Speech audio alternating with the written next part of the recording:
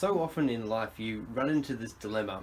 Do I buy something that's cheap and get lots of them, or do I buy something that's expensive and hopefully it will last me a lifetime? Now, I want to use these two saws as a comparison and try to understand what are the benefits that you get from buying something that's a bit more expensive, and is it worth it in the long run?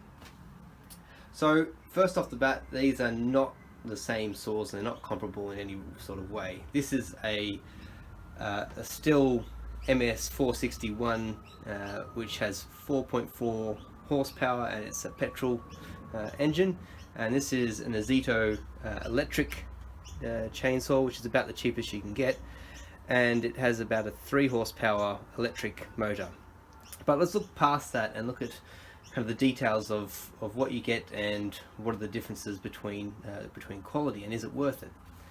So first of all, the Ozito is all plastic. The handle, the guard, the emergency brake, everything is plastic except for the bar and some of the mechanics inside. Whereas on the Stihl, everything is metal or magnesium, solid. It will never break or get damaged in any sort of way. It's designed to be used rough. Also, the Ozito doesn't have some of the ergonomics that you probably want to in a chainsaw.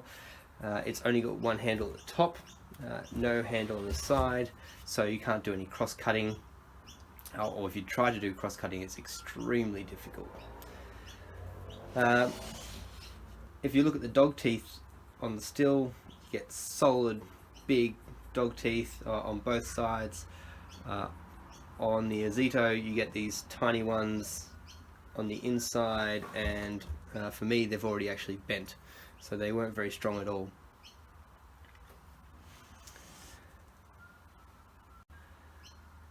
Now, that might not be particularly important, what it's made out of, or whether the dog teeth are solid. If you can handle it on a cross-cut, for you, you might want to just be doing some odd bits and pieces around the house. But what's important about any chainsaw is how well it cuts, and I've put on a sharpened chain onto the Ozito, and there's a sharp chain onto the Stihl, and I'm going to go take it out and do some cutting, which should be really straightforward for any chainsaw. It's not a very thick trunk, it's a citrus tree, it's just green. It's been I cut it down yesterday, and we'll just see how it performs, and then also have a look at the stiffness of the chain after we've performed the test, and how long it takes to cut each of them. So let's go do that now. Alright, first up, the Ozito.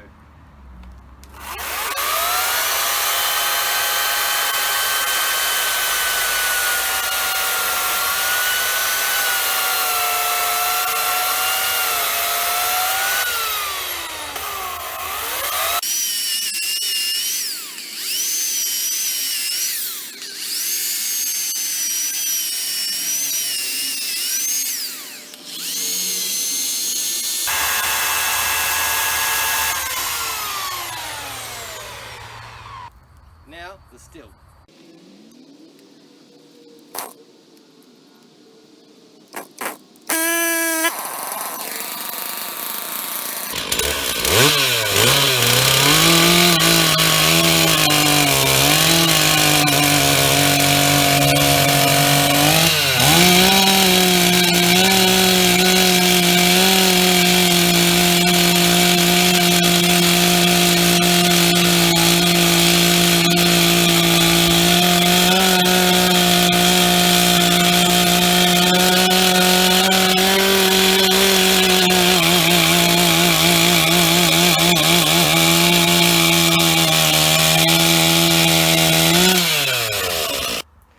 So what on earth happened there? Now, you probably saw that the bar on the Ozito started to go in straight and then veered off to the left from the camera's perspective, and then just stopped cutting.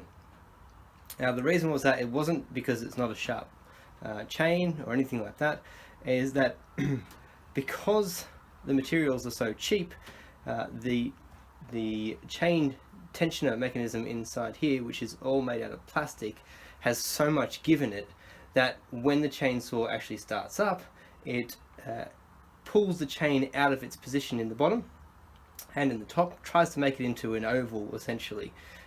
It's quite a narrow profile here.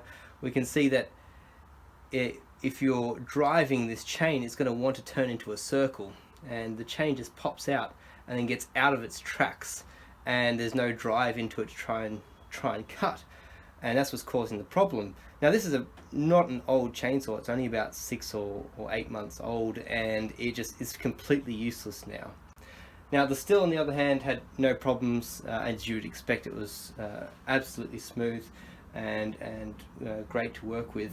This is a new chain, so it's actually gotten a little bit stretched. I did a few cuts after that on other material, but it absolutely works perfectly. Now, whether to buy something that is expensive or cheap comes down to your individual preferences and your situation as well. If you want to use something that's, you're only going to use a couple of times, and you're not really looking for longevity or a high precision instrument, then sure, it might make sense, particularly if you're on a budget, to get the cheaper item. But if it's something that you want to last for a lifetime, be dependable and reliable, then really you get what you pay for, and you really should look to spend a bit more money. But ultimately it's up to the individual user, and I hope this was a little bit helpful to help demonstrate some of the issues, that it's not just a chainsaw is not just a chainsaw, a tool is not just a tool, and there is differences.